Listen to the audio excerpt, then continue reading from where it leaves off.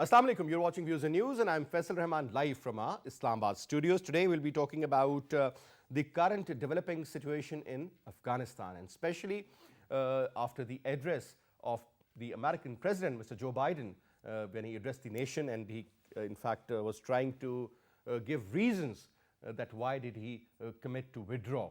In fact, he said that the former president, Mr. Trump, in fact had taken a decision and I had to follow those particular instructions in a way that we were ready to get out of Afghanistan because the mission was complete and there was no purpose of keeping the ground forces there. But at the same time, he said that ISIS is still a threat there and we are keeping a very close eye on them. We'll also work closely with the Afghan government and we'll try to support them financially and otherwise also, provided if they remain committed to their promises. Now that is going to be a huge challenge, and as I also mentioned yesterday that from the point of view of the Taliban, when they were sort of an adversary to the Americans in Afghanistan and they were fighting for a cause to liberate Afghanistan from the foreign forces, which they in fact achieved, and they did it and they showed the entire world that commitment and cause means a lot, and eventually the final soldier also moved out of Afghanistan. Now what? That is going to be the major question of our today's program. Let me quickly introduce you to our panelists. We have with us on my right is former Ambassador Umer Khan Ali-Zai Saab, senior diplomat and an expert on Afghan affairs. Thank you so much, Ambassador Saab, for your time. And we also have with us Brigadier retired Said Nazir Saab, needs no introduction again, is a senior analyst and also an expert on Afghan affairs. Thank you so much, Brigadier Saab. Ali-Zai Saab, first of all, sir, since whenever we used to do shows prior to this great, I would say, episode of the Taliban that they took over Kabul, you were always somebody who believed in them. You always said that they will take over eventually one day. This is their commitment and this is their cause. And Americans sooner or later will leave. But sir, they did leave a lot earlier than we all expected. Let's start off from there, sir. Bismillah ar-Rahman ar-Rahim. I believed that they have to leave, and the reasons were that the Taliban, they were fighting for a cause, whereas the Americans, they had no cause, and majority of the American soldiers who served in Afghanistan, they either committed suicide or they all had mental Post-traumatic stress disorder, sir. And 18 a day is the number quoted by Mr. Joe Biden, 18 members a day. so, that was the reason I had this faith that the people who believe in martyrdom and who believe that we are fighting for a cause, and the fact that they could fight with a loaf of bread for 24 hours, whereas the Americans, they have to have their wine, whiskeys and all kind of luxuries. It was impossible for them to fight on ground with the Taliban. Right from day one I had, why they sustained, so much, because of their air power. Primarily. That was the main stumbling block, in the way of the Taliban victory. They would have pushed them out quite earlier. But as they didn't have those sophisticated weapons and air power. But when you fight for a cause, finally you succeed. This is the punchline. This is the punchline. Brigadier Saab. I suppose once I see it to the military history, so there were two exponents of Blitzkrieg. One was General Rehman and another was General Guderian. And what they did to Poland and what they did to France and then to Russia. But on the foot, the Blitzkrieg, on the motorbike, the Blitzkrieg, 7,500 kilometer periphery of Afghanistan, almost encompassing about 20 of the Emirates. And at a time, in 11 days, they almost ran over. And then they were in Puli Charkhi, about 14 kilometers from Kabul. And the collapse was so sudden that it shocked not only the Americans and Even the Taliban. even the Talibans were surprised that how. Probably some divine intervention, I may call it. That is one. But second thing, there were many chips which were falling, and they fall in succession. Domino effects came. Plus the strategy of the Taliban. The- So yeah, taking this- over the no, northern three, areas. Three first. strategies. The military strategy on ground, it was super. And second was their diplomatic approach, the way they engaged superpowers and engaged as well as the neighboring countries. And third, their political prowess to negotiate throughout and keep them engaged in a negotiation that there could be a settlement. All these three prongs, probably a country with lot of diplomatic efforts and studies and plus expert, and then the political prowess which they saw, the military strategies, they were all in sync. There was so much synergy that probably it flabbergasted all minds in the big capitals as well. One thing. Second thing is that the way they prevailed, because Ashraf Ghani left probably with bags full of money. Ran away is a better yeah, word, sir. ran away rather. And then they were even not eager to enter the Kabul for the reason so that there should be no bloodshed. Exactly. And there should be a negotiated settlement. But somehow or the other, where Biden was putting all the blame on Ashraf Ghani, that he was saying that we will be fighting all the He way. was the blue-eyed boy, Yeah. sir. But the thing is, look at the Americans. The way they left the last base, that was the Bagram. airport. No, the airport. In Even prior to Bagram that, also. sir, Bagram, I mean, No, they no, didn't in even Bagram they hand played over the- havoc with the equipment. These were the equipment of the Afghan people. And the way they smashed the things, probably it is unbecoming of a superpower. Probably their mindset is still of those Western Indians, the way they used to rampage. Burn it. Burn everything Burn it, behind, huh? everything. So that is a sad affair. You should have withdrawn like a superpower. But probably 21st century, you will not see a unilateral superpower again. Probably that era has ended. And let me say also that in the graveyard of the world, Afghanistan, another headstone has been fed there, and that it is widely and very boldly proven it. expressed. They've proven it again. That the American imperialism lies here beneath the earth. And second, a small baby grave is also there, that is of NATO. Probably it will be remembered in the history. This is one thing which is teaching a lesson to all those freedom movements, that maybe the Kashmiris or that may be somewhere else, that if you are determined, if you want to fight, so no superpower, whatsoever war machines they have got or technology, they can stand. And that's why India is crying hoarse. Now, That is with a red face. I'll come to and that part, there the point lies that they say that this wave of freedom may sweep over the Kashmir Valley. You never and know, there sir, are because 100,000 that is primarily people the there. major concern, and they're so scared. I mean, look at their media. Though They're practically crying. But they have lost all civilized way to behave on those. I have been on several channels, but the way they behave, probably, but still, they are calling Taliban as savage and more so terrorist. And on the other hand, They want to have access and talk to their them. foreign minister is running after them from one capital to another to talk to them. This is, I suppose, the Modi government is nowhere. I mean, he not really visible. wanted to be a part of those talks, the Trika Yeah. Plus, and he was refused by whom?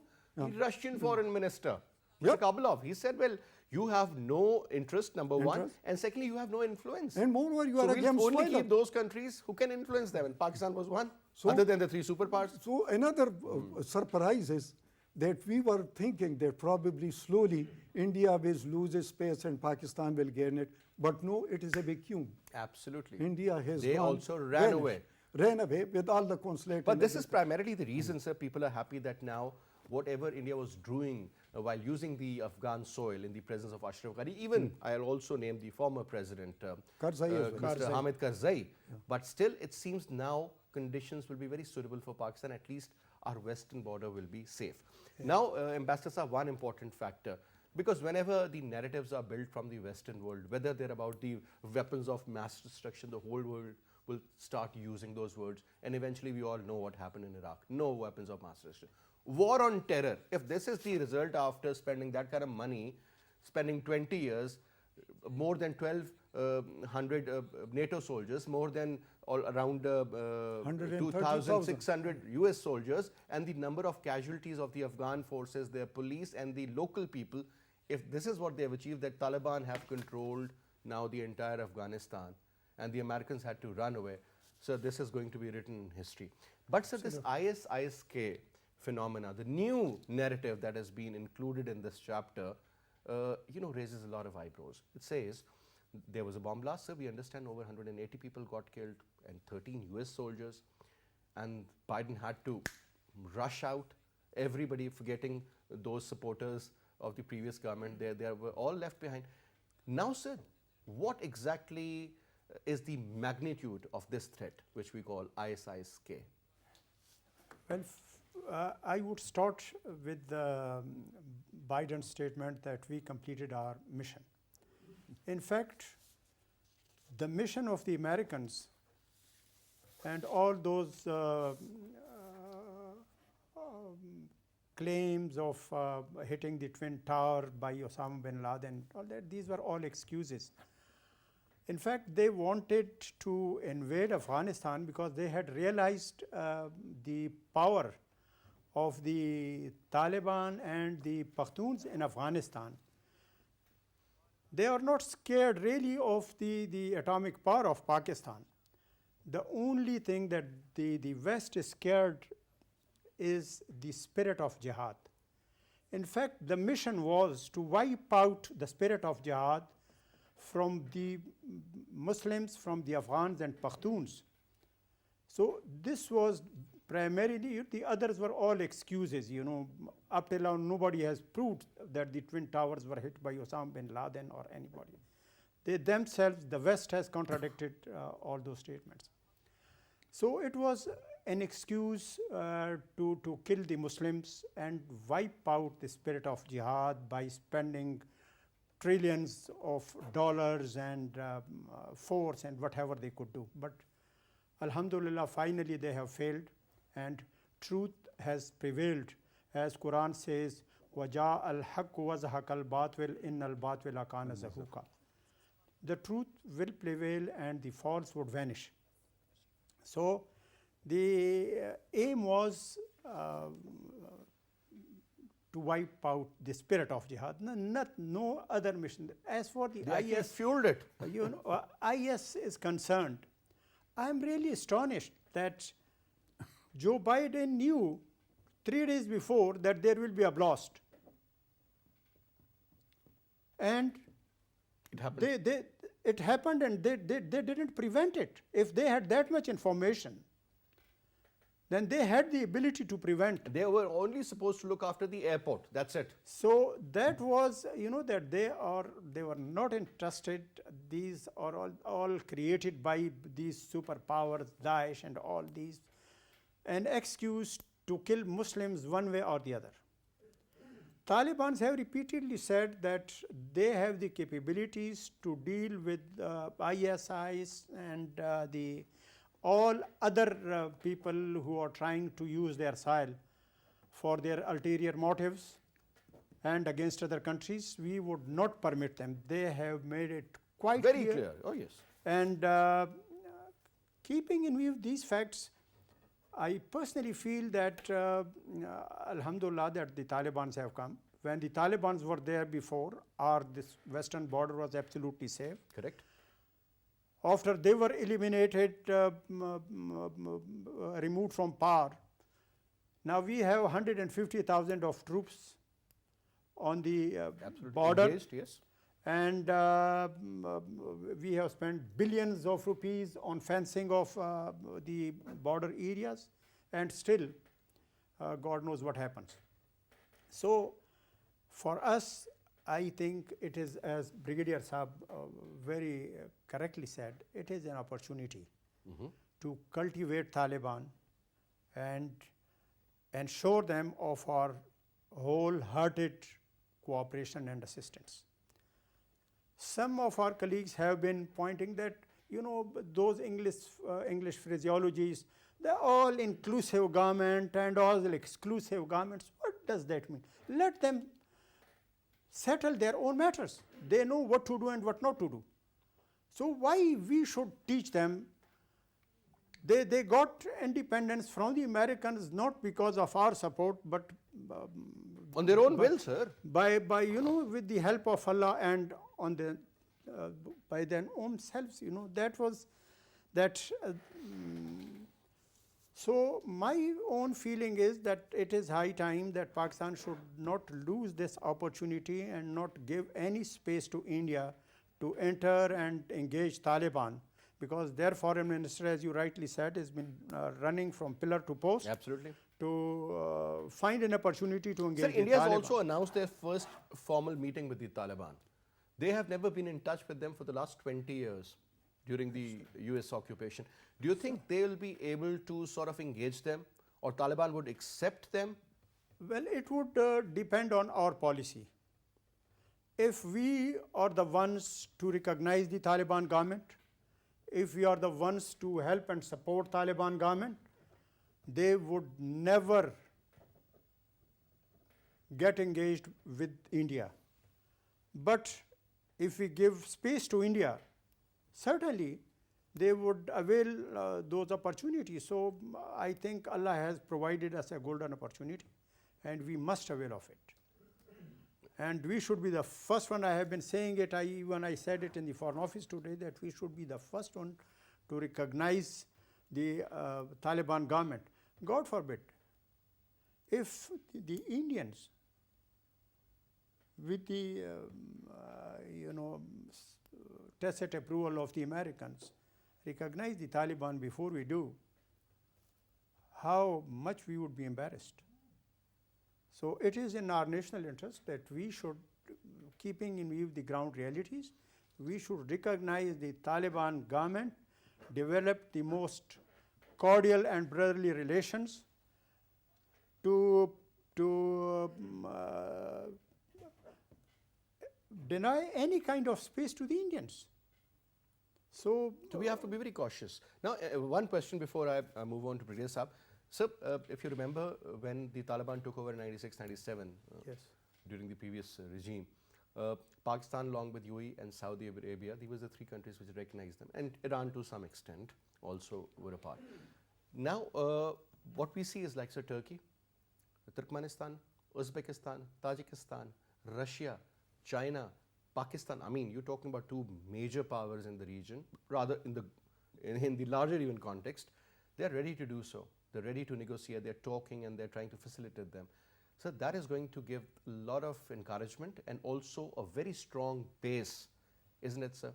Absolutely, because they had meeting with the Chinese foreign ministers. Yes. They had meetings with the Russian foreign minister, and they have engaged all these countries. Before their takeover, they were talking to all these neighboring countries. So this is what I'm saying, that we are a country most closely connected to Afghanistan. So we should be the first one to take the lead, and the other would follow. That would Taliban would remain then identity to you, that you are the one who recognized their government, and the others would follow. Like in history, whenever read which was the first country to recognize Pakistan, we always talk about Iran. Absolutely. So, I mean, that name is always there. And we said, okay, well, Shah was there and he recognized. But sir, one important point. I'm going to ask you about the future US-Taliban strategy or relationship. But sir, having said that, there was another very interesting statement by Mr. Joe Biden. He said that since he was talking about that, I did not sign that agreement, it was Mr. Trump, and he was trying to blame the previous government, and he said, well, whatever I saw on ground, the final decision was that, we need to pull out our forces.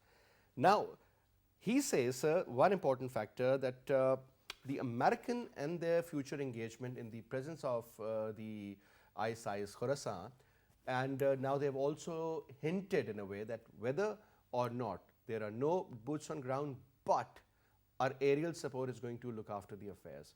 that means that in one way or the other, their air power could be used against whosoever.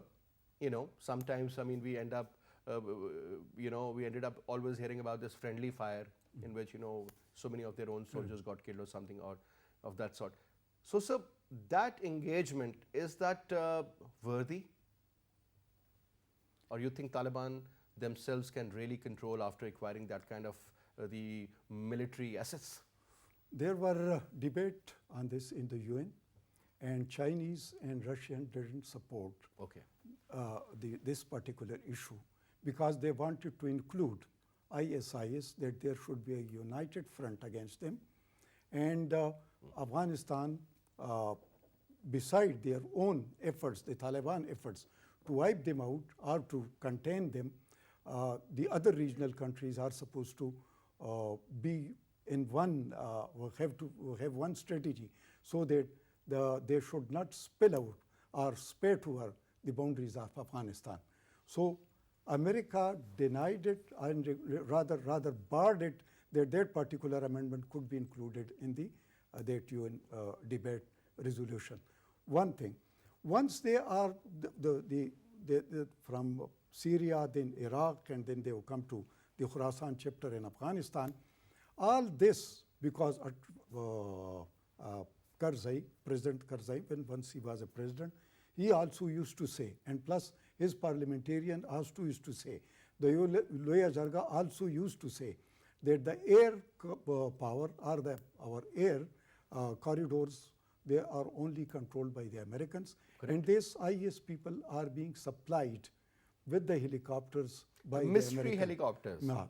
And second thing is that once the Taliban used to tied the noose against these elements, so there will be some evacuation carried out. But Brigadier, at the same time, there is another another news. Please add this part also, that they believe that the ISIS members are also melting into the Taliban ranks. Is it true? Look, how can you differentiate them? The Taliban agenda is restricted or confined to Afghanistan, whereas the ISIS agenda is broader to the whole world. That is Khilafat and all those things they are talking. Second thing is that ISIS people are mostly from the TTP, some are from the Taliban, some are from Saudi other Arabia groups, and other Iraq, groups. Syria. So they were the rebels there. No, they were the rebels. Then the rebels, about 16,000 were brought to Syria from 48 countries. Even the Western countries they were brought. Germany, England, Germany, yes. Poland and all those countries they were brought in. So they want to keep this particular issue alive so that they are having a reason to have their presence, that may be the aerial presence over Afghanistan, one. Second thing is that the way they are spilling over to the boundaries of other countries, especially to Pakistan, their soldiers have come in uniform, and mostly our hotels and all those things are at their disposal. And the Afghans who are to go out of Afghanistan, they will be also coming. I don't know what is the mechanism for them, because if they are on our soil and Taliban are appealing the people that they should not leave Afghanistan, the brain drain should not occur, but still it is occurring, and we are not allowing them from our borders, but we are allowing them through the air corridor. Probably this thing is supposed to be cleared. So otherwise, if we are somehow or the other maligned by the American actions, which they may take in Afghanistan against on the pretext of IS, and they carry out some drone attacks, etc. So probably Taliban have already told us. 10 members of a family, including children, were killed in the drone strike. Exactly. So if that happens, probably our relations with the Taliban may get a bit strained. So we should to be very, very careful. So one quick point and the last question to Ambassador Saab, and that quick point is about, because sir, when you talking about that, if a drone is going to fly from Qatar, it is going to take a long time to get to Afghanistan, and by that time, I mean, things will definitely change on ground. So perhaps it could be Tajikistan and or most likely Tajikistan or Pakistan. Do you think, sir, the Americans, perhaps if the Russians do not let the Tajik government allow the Americans, Tajik government will definitely say no to it. Pakistan has already said no to it. Sir, the Indian illegally occupied Jammu and Kashmir has a couple of bases. Do you think the Indians can provide that kind of a support to the Americans? Well, they've already got the agreement with the Americans because their bases and their logistics, they make an agreement all insured. And this was the third Intelligence agreement. sharing, When use of the everything, bases, everything. use of intelligence. But they will be using the Pakistani air corridor. So that will be a catch-22 situation for Pakistan if their drones are flying or they are being based in India and they utilize There's our going to be a problem airspace. for the Chinese, Pakistan, and China- even for Afghanistan. So naturally, that is that. But more slow, I think India has lost the bus, and they have also got a displeasure from Mr. Biden as well, because Trump was always joking about their library in Kabul. But now Biden has also said that many times they were telling us that, well, you keep on fighting and we are there. But they never committed a single soldier. Absolutely. So I suppose if India is wise, so they will not provide. They will but if they provide, so probably Taliban's have got one good thing, and that is their fighting. And I suppose that is the skill they have. They should not dare to check Sir, that. 30 seconds comment, sir, because I was just told that we are totally running out of time. Ambassador Saab, do you think the threat of TTP would remain, or that is going to get diluted in the future? Well, frankly speaking, Alhamdulillah, as for TTP is concerned, our security forces, Alhamdulillah, they are capable of handling the TTP people. And the Taliban have announced it time and again that they would not allow the TTP people even any hideouts in Afghanistan or to use their soil against Pakistan.